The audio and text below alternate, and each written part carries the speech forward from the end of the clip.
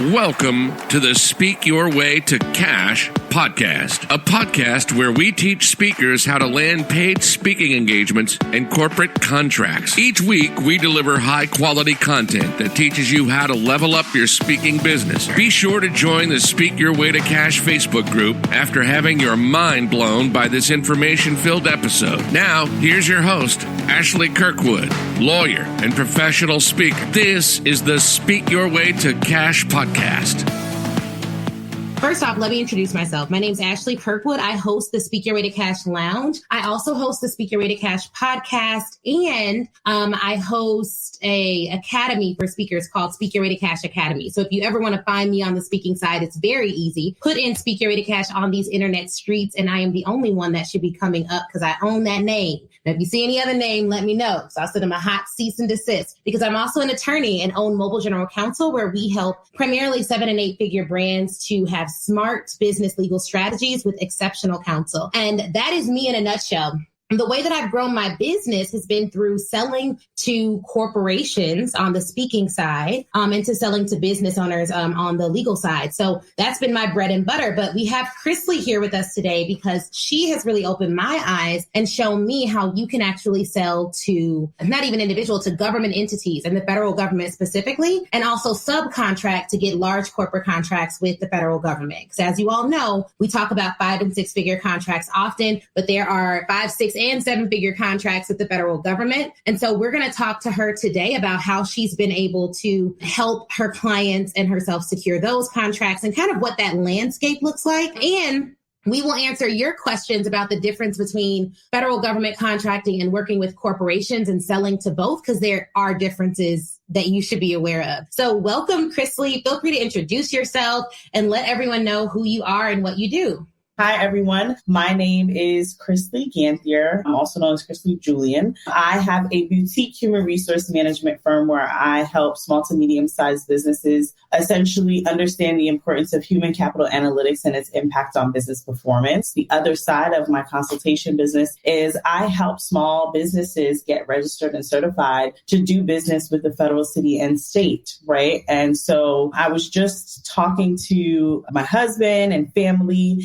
and looking at how much the federal government has spent using like SBA, which is the Small Business Administration scorecard. But as of August, they measured for fiscal year 2019, they had actually spent $500 billion in contracting funds. And out of the $500 billion, they had actually surpassed their goal for fiscal year 2019, and $132.9 billion went to small businesses. And so it's a lot, because I try to kind of get people out of the scope of thinking about government contracting as, hey, I have to be in construction, or I have to be, I don't know, in all sorts of avenues that we kind of think that government contracting is in. And so I try to really make people understand that you can have a passion and a dream, and if it solves a problem that the government might have, then you can go ahead and sell that. And so I try to make people understand, like, you know, the government doesn't make shoelaces or t-shirts, right? Like the Army uniforms is a government contract. When you sadly see the children at the borders and they have all the same clothes on, that is a government contract. When you see the photography or the Instagram pages of the Department of Armies, that's a government contract. So essentially, you can contract any and all sorts of work. That is really good to know and really helpful. And it just opens up our eyes to what we can do. And so on the Speak Your Way to Cash, in the Speak Your Way to Cash sphere, a lot of people that I work with are in the professional services space. I don't work with product-based businesses at this point primarily to like help them with speaking. But for the most part, folks in my audience are therapists. They are life coaches. They are individuals who provide professional services in all respects. We have accountants, doctors, lawyers, PhDs. And so we really have a lot of folks in professional services. And so what you said is so key about you not having to have that construction background. One thing I think that's intimidating is like, okay, let's assume I know nothing about working with the government. I have never, ever, ever worked with the government in the past. What would be my first step technically to get started with the government. And then I'll share the first step to get started with selling to corporate. And so we can kind of do some compare and contrasting, because when they come up and ask questions, I'm sure they'll have questions about both. So what's the first step on the government side, Christlie? Do your research. That's the number one thing, right? Because essentially what a lot of people do is they come up, and I am using this based on the calls that I've had. They'll come up and say like, yeah, I do hair. And I'm like, that's nice. Or I file taxes. And I'm like, very well. Okay. And essentially you have to do the research to find out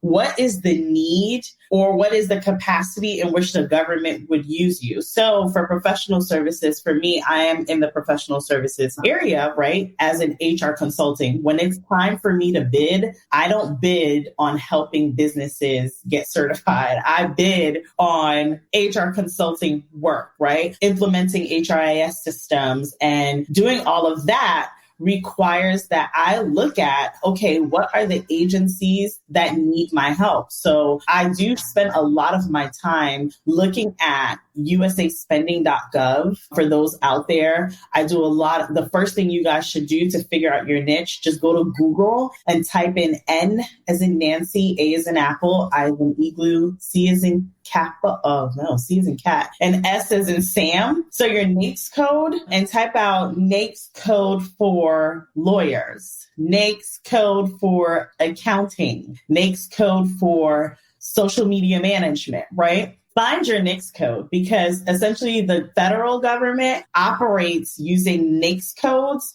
to essentially differentiate how they want to hand out projects. Now, NAICS codes, you can be under multiple NAICS codes, right? However, finding your NAICS code is the first step to understanding. And then, of course, registering your business. And when I say register, I mean being on betasam.gov. You can register your business to do business with the federal government or with your particular city and state. They have respective websites. Do that legwork. Figure out how to get registered and what classification would your business fall under. Yeah, that is so good and so much information. And I love the way you laid that out. So just to recap, and I saw some people they have questions. We're going to get through the content for about 25 minutes. So rock with us. And then we're going to open it up to questions. And if you hear the content, I think you all will be able to ask better questions. And for those of you listening to this after this, it's not live anymore. I'm going to I posted the link to Christlie's website, and you can always email Ashley at ashleynicolekirkwood.com. And so even if you can't find her stuff, email me. I can send you right to her website, but I did post it as well.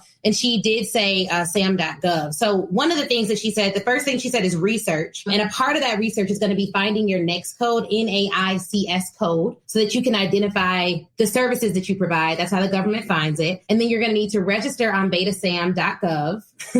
So it's some technical steps here. And what I'm trying to get at is that you don't just go up to a government agency and pitch them directly for work they may or may not be looking for in the same way you would for a corporation. So if you're looking to sell to corporate, it's a little more streamlined in my opinion. And Christlie, I don't know if you have a preference versus selling to corporate or selling to the government, but we'll talk about that too. But it's a lot more streamlined. So if you want to sell to corporate, you start the same way in the sense that you have to research. So you need to know, how does this company buy products and services? One good thing about the government versus corporate, there's a centralized way that you're going to pitch to the government. There's not a centralized way that you're going to pitch to companies, meaning every single company is going to have a different way that they evaluate vendors. They're going to have a different system for you getting registered. And so in that sense, now that I think about it, it's actually a different way to pitch. The bonus is, though, you really can just go to the CEO and say, hey, I provide these services. Can we do a call? They could say yes. And after that call, you can send them a proposal. And if they accept that proposal,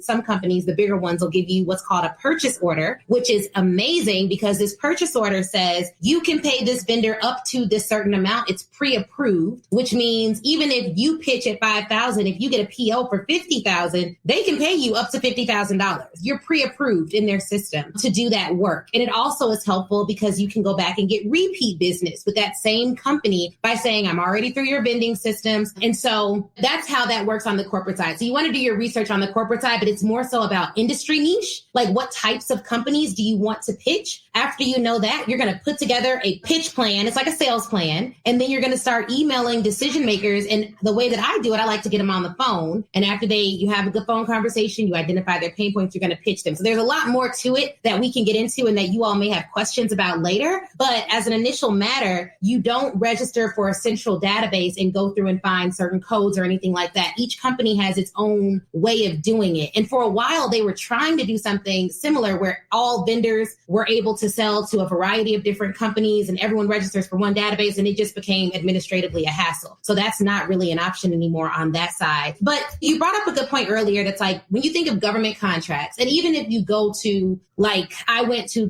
a club in my local area for government contracting, and it was very construction heavy. What are the types and dollar amounts that you've seen on the professional services side for speakers, for instance? So most people in here are trying to speak. This is the Speaker Rated Cash Lounge. They're like, I want to speak. I want to be a professional speaker. I know I've worked with you, so so I know we found some stuff. But what have you seen for someone who's a speaker? Like, let's say all they do is trainings. Is there opportunity for them, and what would that opportunity look like? Yeah. So training, and one, I'm going to talk to New York City, right? So just because I'm thinking about, I just looked at what's called NYC Checkbook. So I can see how much they spend on training their city employees. And so there's a huge range, right? Depending on what your services provide. I think when you and I met, we went through usaspending.gov, and I literally physically walked you through, oh, this speaker, I think they got paid like $26,000 for like one day, right? And that is normal. It was for a commemoration that's coming in, I think it's like March or April, right? So it's not even coming. He's just awarded it. He knows when this event happens, he's going to get $26,000, right? And that is a norm on the speaking end. It just depends as to what exactly you're speaking about. And so what I found for speakers specifically is if you have a niche, right? If you have a specific niche that addresses an issue, and I'll go with, let's say, I'll use an attorney, right?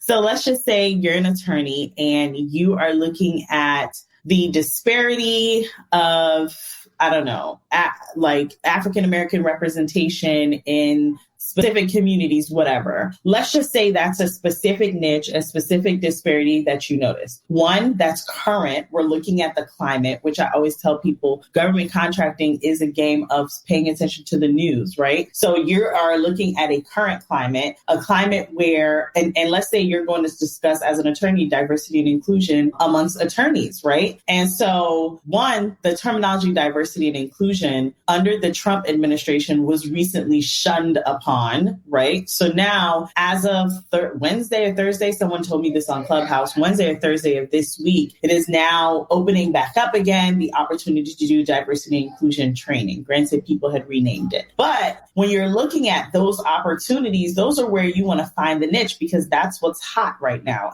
right? That's what's trending. And so those sessions, they can range, and it's based on what you offer and who the demographic is. So let's say it's the federal government, and they are going to have a huge NIH, National Institute of, I can't remember, I think it's like the heart. And let's say they're having like a huge conference, and they essentially need a speaker that's going to talk to hundreds of thousands of people. And you have the experience as an attorney to discuss like disparities in African-American communities in terms of their representation, their legal representation. That could be a $26,000, $25,000, $28,000 or even more, right? But let's say you're offering training courses, right? And I was actually looking at this recently for myself. There training courses that you can offer to the government specifically, and they can range from one day. It could be, you can have a series. And I always tell people, if they say we only need it for one day, you provide the 1 day fee and you say this can also be a series. And those can range between, I've seen $1,300 a day to $3,000 a day, depending on the capacity of what they need you for. Why, right? So if it's a small classroom of 5, it might be on the low end of $1,500, $1,600. That's very low. But let's say they're having you for the whole day and they're like, hey, we need you to do multiple classes, multiple, I'm going to think sexual harassment trainings, right? I can have a vast range. I've seen people get paid $600 for a room of 3 people and $4,000 for a room of 10 people. Depends on what level of profession those people that you're speaking to are in. So there's definitely lots of opportunity. Yeah, no, that's good. That's really good to know. And one of the questions that we got from Facebook is, how do you find company pain points to pitch? Is there a place online where companies provide RFP requests? So because it's on Facebook, and we're going to take Clubhouse questions in a few minutes, but I wanted to answer this question in terms of company pain. So for the corporate side, you diagnose a company's problem based on your research, and you can pitch to the problem. On the corporate side, you could very well be the only person that's going to solve that problem because you affirmatively pitch them and go directly to the decision maker. Your pricing is going to be based on you and not based on market rate, and you're not bidding for work necessarily, especially if you're going to go like middle market companies, which is a really cool place to be. This year, we've done lots of stuff with the bigger companies, but we still weren't bidding or competing for that work because of the way that we positioned ourselves as like the only people that can do it. And it's based on our intellectual property. So there's not like a RFP place. You can find sample requests for proposals online, but I think for the corporate side, you're going to find pain points in press releases, on Glassdoor, looking at employee comments and reviews, on Google reviews, looking at the reviews of their customers. You're literally going to put yourself in the seat of the people they serve, or the people that gives them money, or because every business has internal customers, employees, external customers, people who give them money. Every company has to keep both sets of its customers happy in order to thrive and do business and grow. If you can identify a problem both with its internal customers, employees, or external customers, people in the market, you should pitch to it. The way that you pitch, I think on the corporate end of it, things, your branding and your packaging, you have a lot that can carry a lot more weight than what I've seen in the government space, where it's not like, whoa, she put together an amazing, beautiful package. If 20 other companies came in $50,000 cheaper, you still may lose, even if you're the best, quote unquote, on paper. So the way that you're going to bid is going to be a lot different. But on the corporate side, you're just going to do your like when I say research, I mean like think about research paper in high school or market research if you took any business classes, and that's what you're going to pitch to. For Turner Mo, she says, pitching to corporate, once you do your research, should I try calling or should I send my speaker page? Neither. I would send an email, a short email to a decision maker, someone who has a budget. And we talk a lot in my programs about how to identify who has the money. And then you're going to send a short email just asking them for a call. But that email should link to additional information about you. The first portion of the academy, and I have some academy students in here, is all about like doing that market research. So you're using the language of your client. It's similar from what Christlie has told me on the government side. You need to use the right language, but that language is going to look different versus private, corporate, and government. So I wanted to ask you, Christlie, before we open it up, what does the bidding process look like? Are you bidding to be the prime contractor, meaning it is your contract and then you can sub out pieces of it? Or do you typically play in the subcontracting space? And what does that look like in terms of the tangible steps you have to take to get the work in both spaces? So it depends, right? I am a get rich slowly person. And I heard that from Curtis, this gentleman I met on Clubhouse, of course. It's definitely, there's so many similarities in corporate. And it's funny because essentially you have to do the same amount of research. And like, I just sent a white paper to a government agency and I don't have an expectation that they'll call me back. I'm sending it because I know that their budget will open up soon for contracts and they're going to need my service, right? So again, that's doing the preliminary research. I'm not just sending white papers to just anybody. I ain't got that type of time. But the RFP process, I like to remind people, government contracting is a competition. It is a full-blown competition. Think about the fact that when we think about like women-owned small businesses, the government spent $26 billion on women-owned small businesses in fiscal year 2019, right? And so that money is obviously dispersed. It might seem like a lot, which it is, but everyone's trying to get that same dollar, and if not more. And so for the RFP process, you really have to be meticulous on how you respond to RFPs. I always tell my clients like what I did wrong. And the number one thing that I did wrong when I first started out was I didn't have a specific template. The government is monkey see, monkey do, right? There's a template. You follow the template. you deliver the template. There's no fancy, there isn't branding. You might do a little color pages. You might want to make it look nice, but are you following, essentially, they give you a syllabus, right? That's what I refer to RFPs. RFPs are not even a syllabus, it's a rubric. And literally they'll put on it a rubric. They give you the rubric, you follow the rubric, and you execute it, right? And the other side of it is you can bid to be a prime. I personally am not ready to be a prime unless I'm backed by a bigger company on the federal level. I can be a prime contractor. Like I have a bid out right now in a state. It's a very small town. It's a 6-figure contract,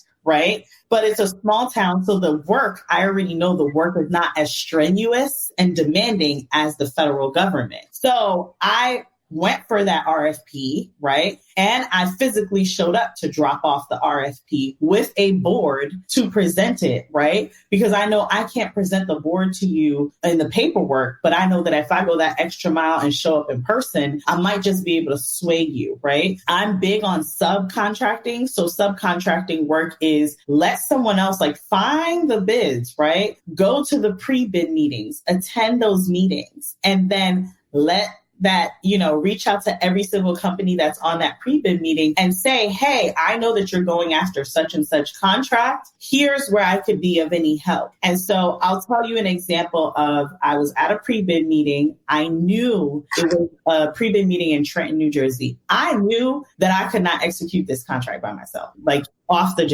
just looked at it. I was like, oh no. But there were 3 factors in the statement of work that I know I could execute and that I wanted in on. And so what I did, I still attended their pre-bid meeting. That meeting is established for people to ask questions. What I noticed when I got on the pre-bid, it's usually like a Zoom call. I looked up every single company that attended, and not one of them was located in Trenton, New Jersey. But I am about 15 minutes from Trenton, New Jersey. And so I immediately got on the phone and said, I asked the people that are really awarding the contract, so essentially Trenton government, I asked them, I said, hey, are you in need of training in person? And once they said yes, I immediately told all of the primes on the call, or all the competition on the call, I said, listen, I am a small business. I'm certified, I'm registered, and I'm 15 minutes from Trenton. And I know that none of you guys can actually execute the work in person. However, I can go ahead and execute the work for you. And so that's how I then put myself in a position where now all of these contractors that are going after this one bid are now going to look for me to essentially execute this particular contract, right? So they'll still win as a prime, but they might need me to go in and actually execute the training part. So they got that base covered. The next big thing with bidding,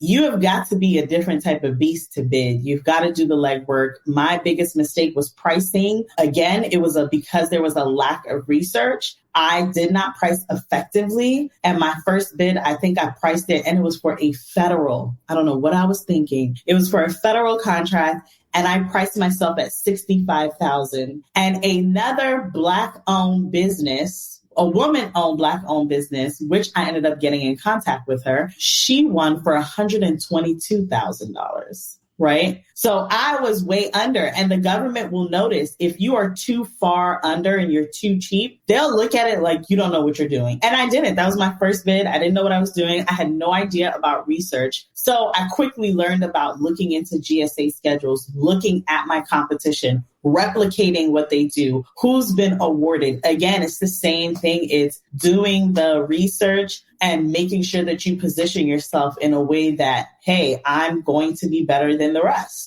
Yeah, that is so good. That is such a good overview. I love that you talked about showing up with the board, because that's the branding piece of it. That's the piece that I think that is beneficial to anyone, is like, how do you do the branding side of it? And so, for those of you just joining, I am speaking with Christlie about landing government contracts. I'm coming at it from the corporate contract angle, and we're looking at the overlaps, the similarities, and the different things that you'll have to do for both. It's a process, as with anything. And one thing that she said, is that it's a competition. So you're going head to head with other people for the work. On the corporate side, a lot of what I teach in the academy is like, all right, you want to be as far away from your competition as possible. So you want to invite all of your decision makers to an event that you're hosting. You want to do everything you can to price outside of the market. A lot of people price to the market. I think you want to price outside the market.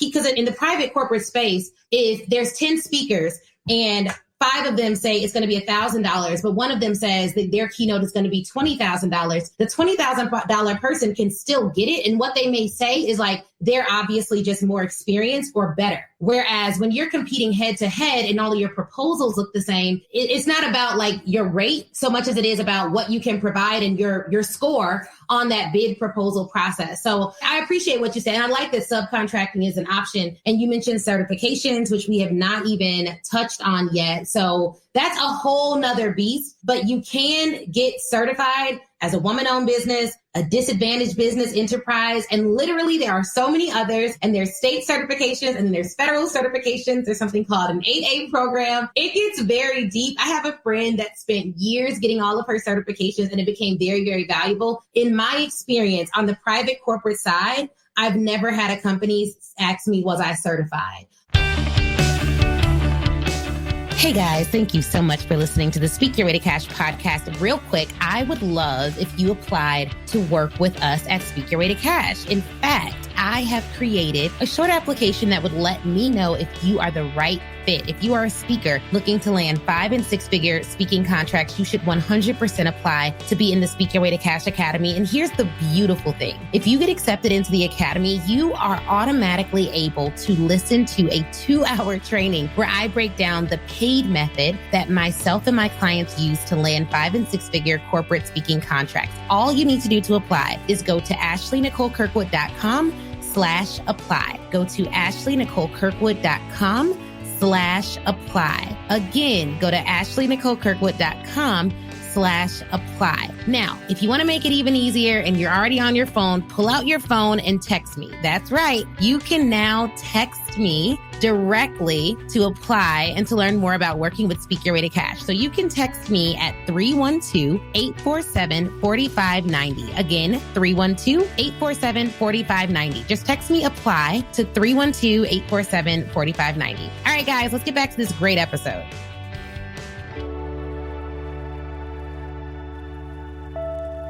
They don't ask me that during the sales process, but it's something I have to disclose during the vending process when they've already verbally said I'll get the contract. So they track it on the back end, but I don't think they're as ferocious about going after companies that are certified on the front end. For a lot of them, as long as you look like you could have a certification, when they bring you in, their employees are going to give them brownie points for that. And they're like, that works, particularly in the college space and with the large government entities that I've worked with. But all of them do have goals for working with diverse businesses and small businesses, even in the corporate space. I don't know if they do the best about it. And your individual state will disclose its numbers. So like Illinois had goals. They did not reach them from what I understand, at least from what's been reported to me. And I'm in the state of Illinois, guys, in case anyone wanted to know that. But yeah, so it's a lot on the certification side. I do think that it's super, super valuable if you know how to leverage it. I've gotten a certification, and I'm gonna be honest, Christlie, you would get me on this, but I do not leverage it at all. It's not even on my website, but I do have it, and I'm going to do better. I'm going to do better after our call.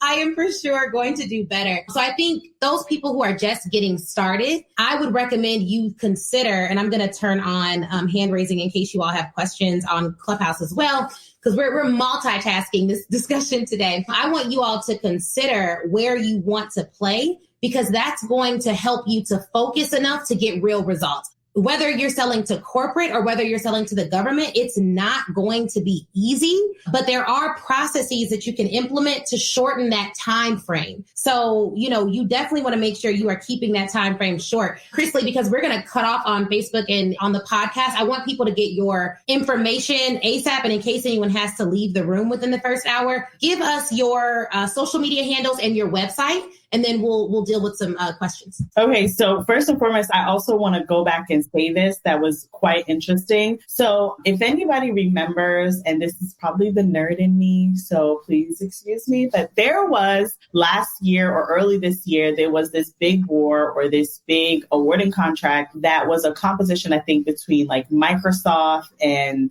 Apple, or Microsoft and Amazon. I can't remember the two big primes, right? So essentially, those are private companies, right? But they were bidding on a contract. And I believe Microsoft won. And the stipulation was that they have to spend X amount of percentage on women-owned small businesses or minority-owned small businesses, right? So for those this is kind of where the corporate and the gov part blend, is that essentially when you guys pitch to these primes, a lot of their funding or a lot of their money doesn't necessarily only come from their customer. They might actually be putting themselves in a position to work with the government. So when you think about Korn Ferry, Ernst & Young, like Chase, all these bigger financial institutions that we kind of know, KPMG, right? Those consulting companies, they are prime companies that are going after the government contract, right? And so I would look at how much money, and because they get awarded that, you can actually see the stipulations when you do the research, what percentage they have to spend with women-owned small businesses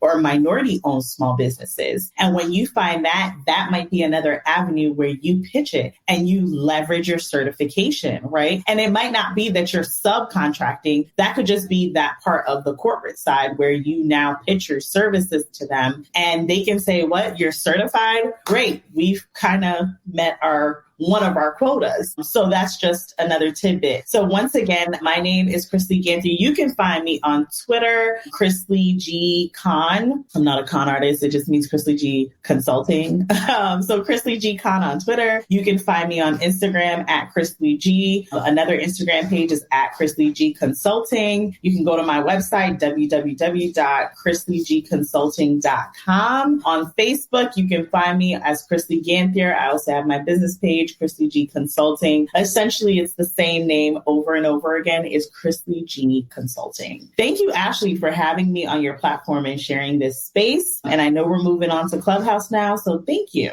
Yes, no, thank you so much, guys. And thanks for listening to the Speak Your Way to Cash podcast. Hit up Christlie for more information. And for those of you listening on Clubhouse, just know that you can actually hear all that good info and take your copious notes by listening to the Speak Your Way to Cash podcast. This episode will be on there. So that's good, because I know Clubhouse doesn't save it. But I got Chrislie's permission to record. I don't have everybody's permission to record. So now we're going to head on Clubhouse and answer and do some live Q&A. So if you're listening here, but you have the Clubhouse app, just come into the Speak Your Way to Cash Lounge and you can talk to me and Christy a little bit further. But thanks so much, guys. I'll talk to you soon. All right. Wasn't that interview amazing? If you're anything like me, you have pages full of notes. But here's the thing.